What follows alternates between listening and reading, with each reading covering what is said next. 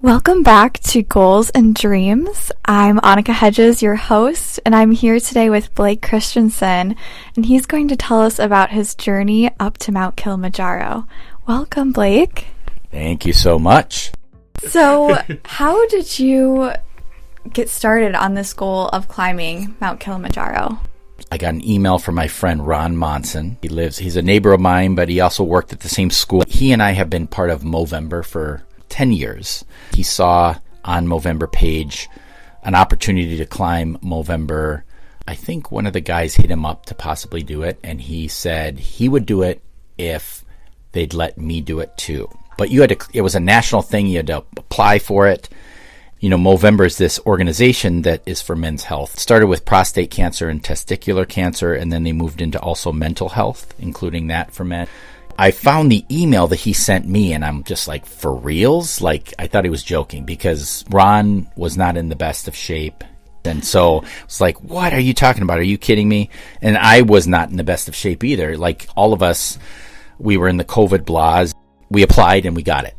And it started my head thinking, how am I going to get myself in a shape to climb?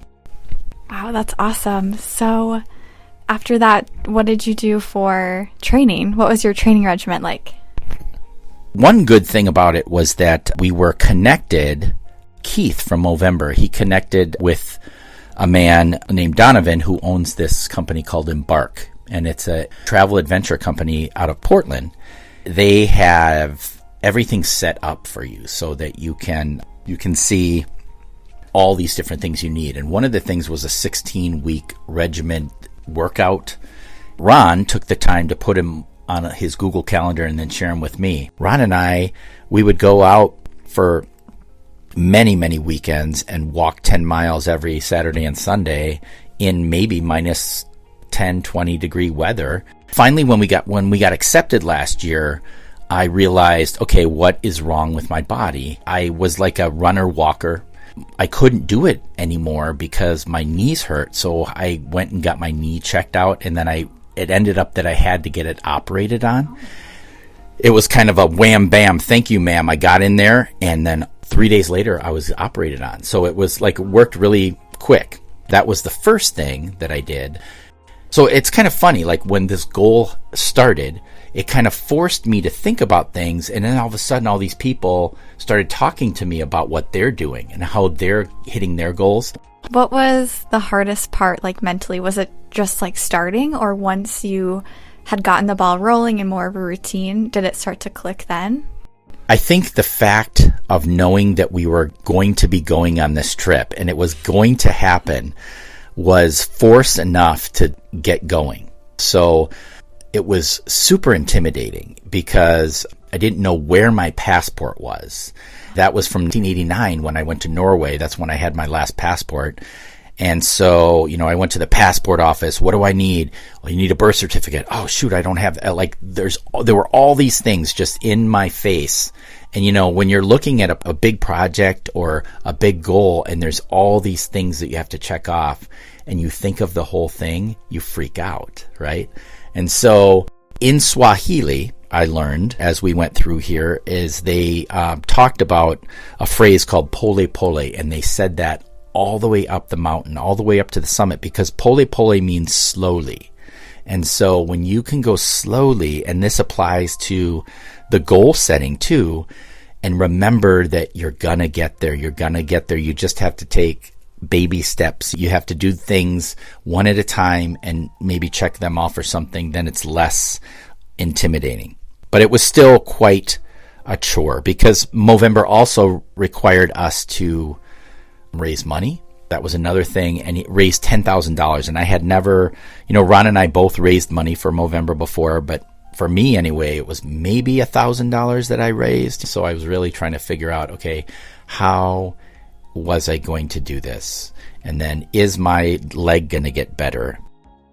There were so many parts, as well as like getting gear, like what kind of gear I needed to get. I needed to get insurance, travel insurance. You needed to get a visa for Tanzania. So there were all these things, and they're all on the Embark website, but there was so much stuff that I was intimidated by that too. And I think everybody else was too. Like, you have so much information, like, where do you start sometimes?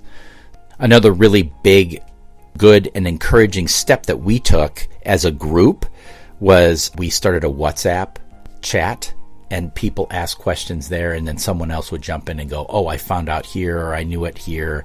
So having a group of people having the same goal and going that same way makes it a little less anxious producing. For me, anyway. Yeah.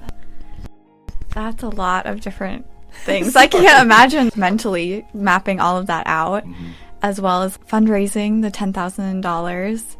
And I saw, so you did a lot of social media stuff, and you ran a race for it too to raise money. What were some other ways that you use creativity to fundraise? Yeah, I was surprised. I guess I have a lot of friends on Facebook and stuff, and I started to hit it up.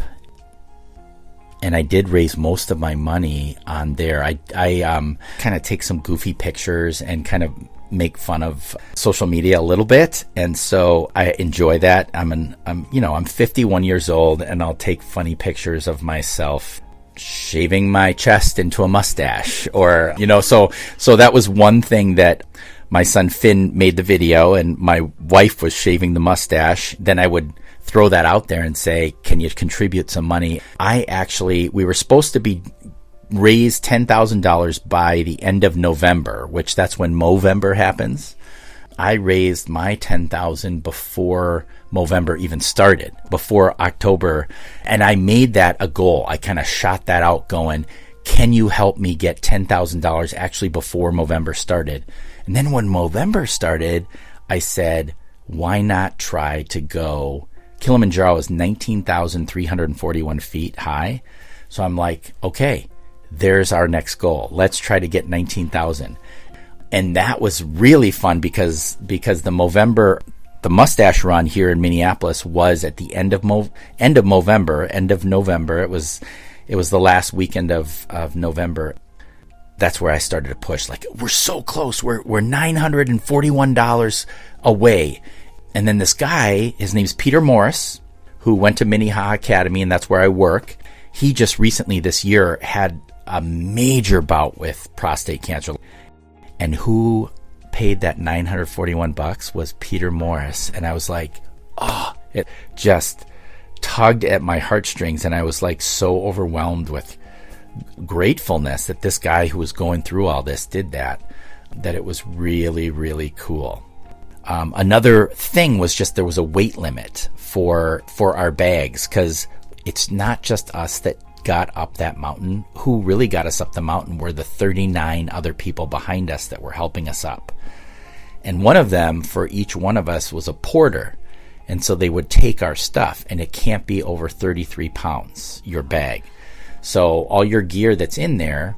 And what's crazy about Kilimanjaro is you start at civilization, you go through a rainforest. There's 5 different climate zones. But the last one, the top one, is like an Arctic zone, so it's like, it's super cold.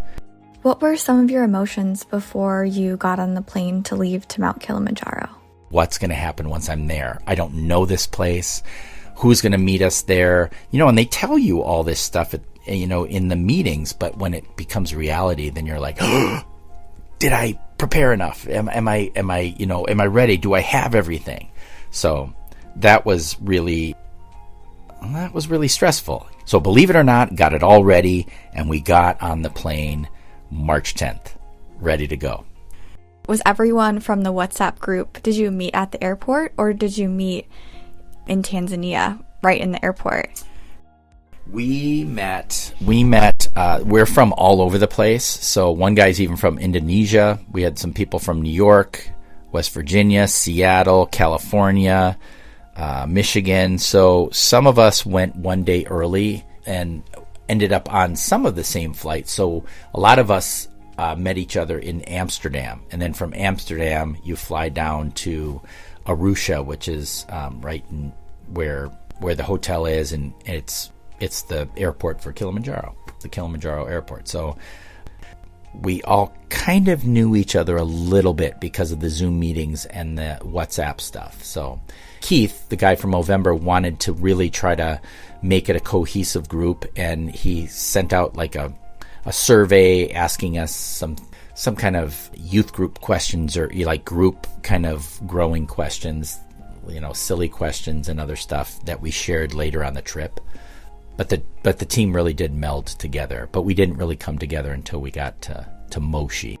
We had one day free where we could go around, kind of see the sites in I think it was Moshi was the town that we were in, where we stayed in first. And we had met. What was cool too is that Embark had just come off the mountain with a group of hikers who all had one kidney. It was kidney donation week, and this group was even featured on Good Morning America. And so I saw that and saw them, and we were talking to them, and they were telling us of some things to expect. After you landed in Moshi, can you take us through what it looked like when you arrived and what you did with Embark? Yeah, what was cool about Embark is, the day before we had to go out, they had a little orientation. We're on the third floor of our hotel, and it's like all open. And what do we see right out in the distance is Kilimanjaro. We can see it sitting there, and they're talking about this and about, you got to do this, you got to do that. There's going to be this and health checks, and you want to make sure you're drinking electrolytes, and you got to have 3 liters of water every day, and all these different things. So our guide came into our room and checked it all out. Was like, oh, it's good. Can you give us a small example of what each day looked like on your journey? So I was thinking, each day that we took, so the summit night was the sixth day and then into the 7th day. So the prior days to that, we took I think it was the first day we started, it took 2.5 hours in a car to get to the gate to get to the trail. And before we went out, they made a barbecue, and we had a bunch of chicken and other neat African food that we have already sampled in other places while we were at the hotel. So we ate lunch, and then we hiked for about, maybe it was 3 miles. And when you look at the miles compared to the elevation change, the elevation change is what matters. You could be 3 miles, I can do that in, however many minutes. But it's the fact that you're going up that makes it slow down a little bit. And the first day was really nice and easy. We were walking through the rainforest all day there, nice and warm, and so you see we saw monkeys right when we got there. And you see, just this beautiful, lush green area, and so that was the first day. And then second day was not so hard, or was not so easy, because we were hiking. It was going up stairs, but skipping a stair, going up the different rocks and stuff that you're doing. And it was really hard on your legs, and so you got to your camp. I think what they would do every morning they would knock on our tent, and we had servers for our food, and they also knocked on our tents and said, would you like coffee or tea? So they started off every morning with that, which was amazing. That was our sign that 6 o'clock in the morning, it's time to wake up, time to start to focus and pack up, get ready for what the day is going to be. And the night before that, the guides would tell us, this is what the hike's going to be tomorrow. You're going to need this kind of stuff on your body. I decided to hike up in a unicorn onesie. I put it over all my gear. I was a little at first very nervous that I was going to be too hot, but eventually it worked okay. And so I had my unicorn onesie on. That was one of my goals, was to do that as a 4th grade teacher. So as the days moved on and the terrain changed, we went through this high desert and a moorland, it's called. It seemed like it was prepping us for that last summit push. And that last summit push, it was like making us used to climbing. Every day we're doing a hike, and then we're doing this and we're doing that. So it kind of got a rhythm to it. So we were ready to be like, all right, we can do this. We can do this. So that we were ready for that last summit night. What was it like that final summit night? We wake up at 11 p.m. and then we eat breakfast at 11:30 p.m. and then we started walking at 12:08 up the mountain. And so we walked all night to get up there, and we got up there to this place called Stella Point at 6:30 a.m. So that was the night. So it was during the night. I didn't realize that. That's really crazy. You know, people ask, why do they climb Kilimanjaro at night? And I'm wondering that too. But the guides say you don't want to climb in the day because you'll see where you're going and you won't want to go there. And so climbing at night, you have a headlamp on. It's totally dark. You maybe sometimes can see the moon, but we are literally going so slow. Super slow steps. You can't really see this in a podcast, but so slow that those guys that were sick, one of them, Cole, was like, can we go faster? You know, they were getting kind of frustrated because they were feeling so crappy. They wanted to get to the top as fast as they could, but it's pole. It really is slowly. The way to get to the top of that mountain is slowly. And a lot of times what happens is the people who think they are the athletes that can do anything, they're the ones that end up turning around because they don't go slow enough. Luckily, we had a bunch of New Yorkers on our team, and one of them, Anthony, was right behind Frederick, our guide, who was at a really nice pace, I think, too. I was in the middle of the pack. Anthony just kind of shouted back, Cole, shut the something up, you know, as a New Yorker would. And Cole's like, oh yeah, okay. I'm frustrated, but I'm not gonna say this anymore because everybody's hurting in different ways. We were running a little later than what our guides probably thought we would get there at, but I'm glad we did. We had some people passing us going down that said, oh my gosh, it's so freezing up there at the summit. Ron and I are like, it's not cold here right now. And we got really close to the sign. You could actually see the sign, where the summit is, Euro Peak, which means freedom. Ron, he and I went together, and Ron was ahead of me, and he kind of stopped, and he's like, where's Blake? And he turns around and grabs my hand because he finds me, and we walk up together because it was quite a ordeal for us to prepare for this. Two fat white Minnesotans who drink a lot got ourselves ready, and we actually made it up. It really surprised us, and it was very emotional. We were holding hands, crying together, because we not only went up for us, we went up for, my dad died of prostate cancer in 1999. I went up for a former middle school band teacher, Paul Isaacs, and then I also mentioned Peter Morris, and then we have a tech guy at our school too, whose dad kind of went through the same stuff Peter Morris did. Both of their cancers have disappeared since they went through those, which is great and very awesome. But I was there for them too, and so we made a lot of videos and pictures and stuff. I also hiked for my school, so I had like a little symbol of our little red hawk that's our school mascot, and spoke about all that stuff. It was an amazing experience. We were up there later. We found ourselves, the Movember group, up there with no one else up there, which was great. It was warmer because the sun was a little bit higher, and we could take our pictures and stuff without gloves on, and so it really worked out well. So people were really, happy. The part that we didn't expect, we heard that it was the worst part of the whole trip, was going down, and it's absolutely correct. Because you get to that elated sense up in the top of the mountain, and then all of a sudden you have to go down. I talked about the elevation gains. That's what really slows you down. Well, we were going down in elevation. First 4,000 feet back to where we slept that night, and then another 5,000 feet after that. It was on this rocky, the first 4,000 was on this scree where all the rocks just move every time you step, and your body's exhausted, you're tired, your legs are tired, and you have to walk. What happened too is, I think all the porters and workers came up and started grabbing our backpacks, so that we could walk without backpacks down to our camp.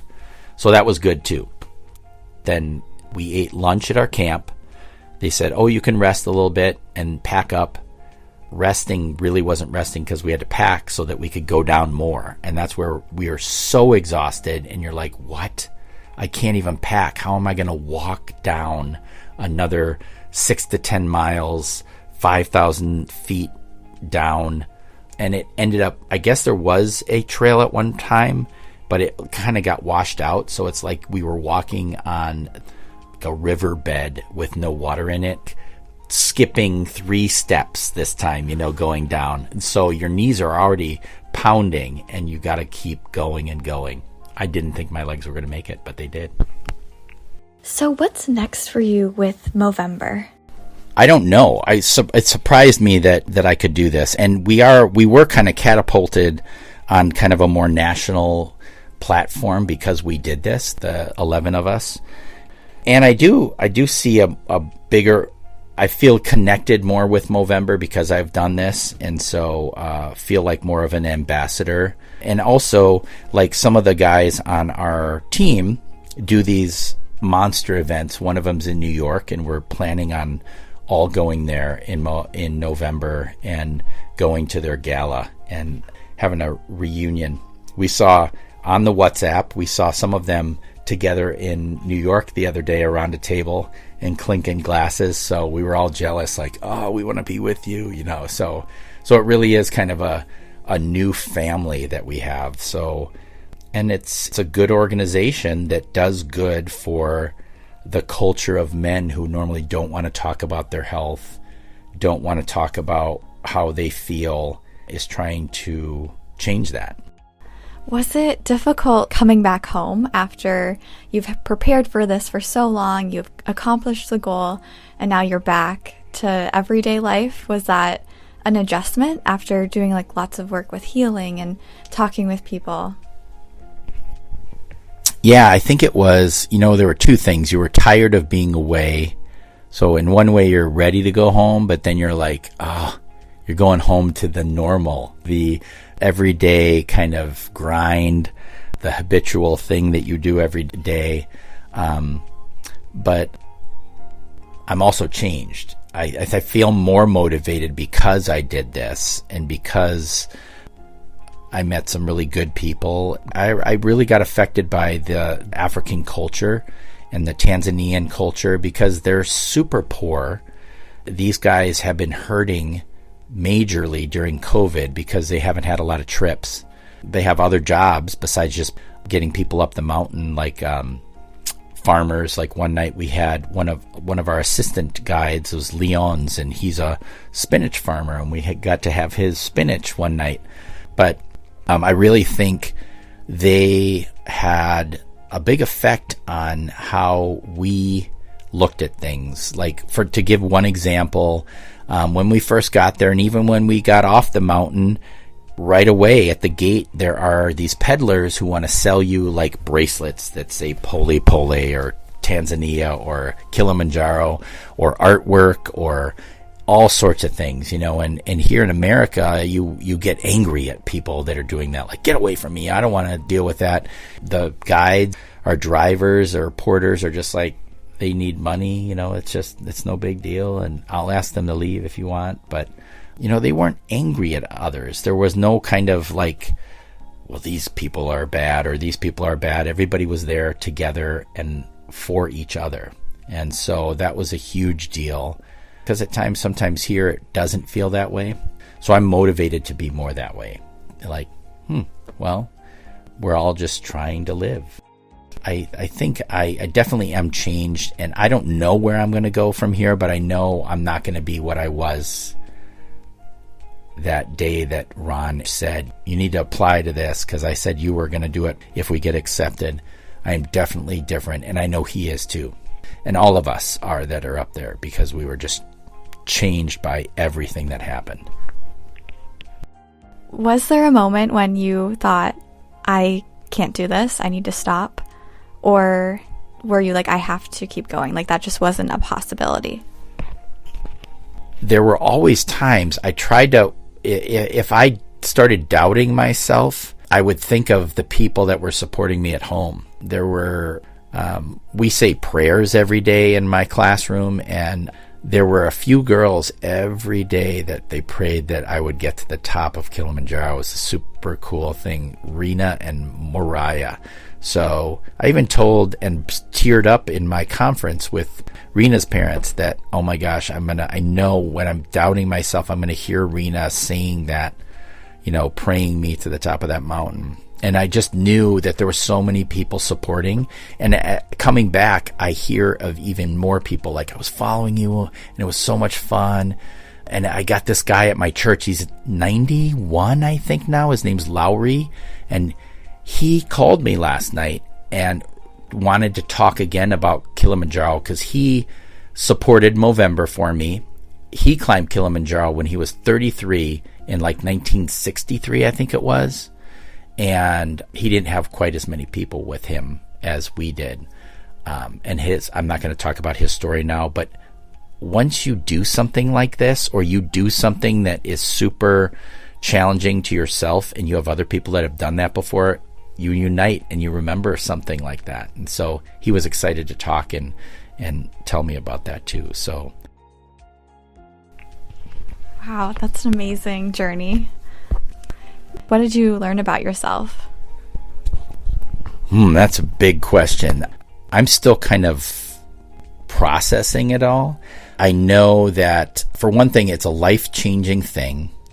I know that I have 10 new brothers and 1 new sister for life because of this experience that we had, the uniting that we did, because of the sharing of our pain that we had. It really came together to be an unbelievable and memorable experience that I will never forget. I learned that I can do stuff, even if you're in a funk or you're not feeling so good about yourself.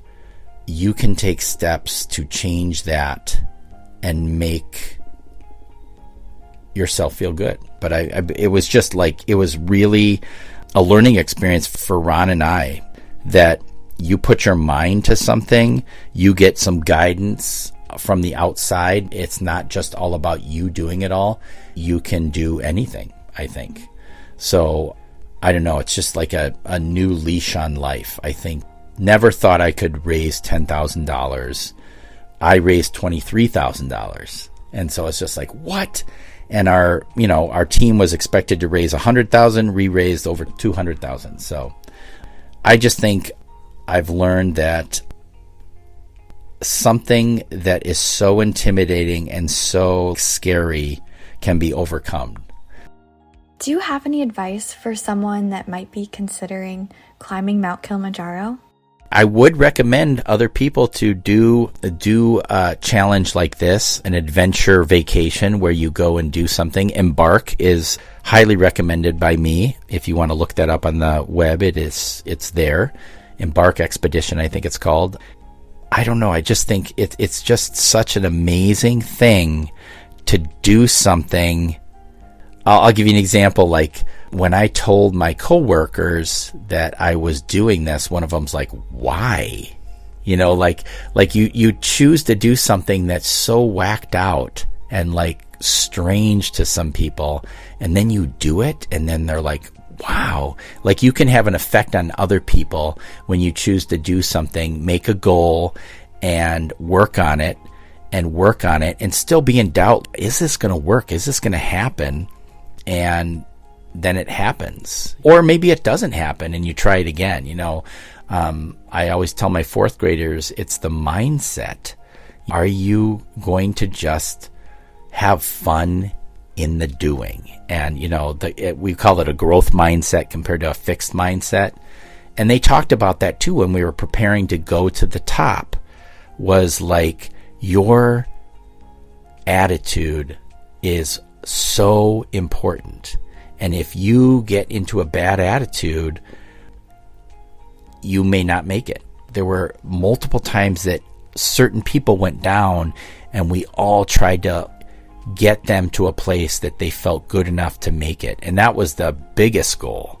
And the one that would make me cry the most, I get really emotional that all of us made it up there and there were people in pain going up there.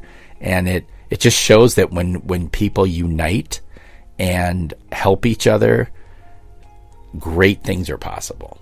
So I hope we can get that in our country, in our churches, all around us here in America. We have so much we could learn from Africa, but we have so much that we can learn by just doing something that might be scary for each of us and getting help from people. So that's what I challenge people who might be listening to this to do that. Find something that seems scary, find ways to work on it, and do it.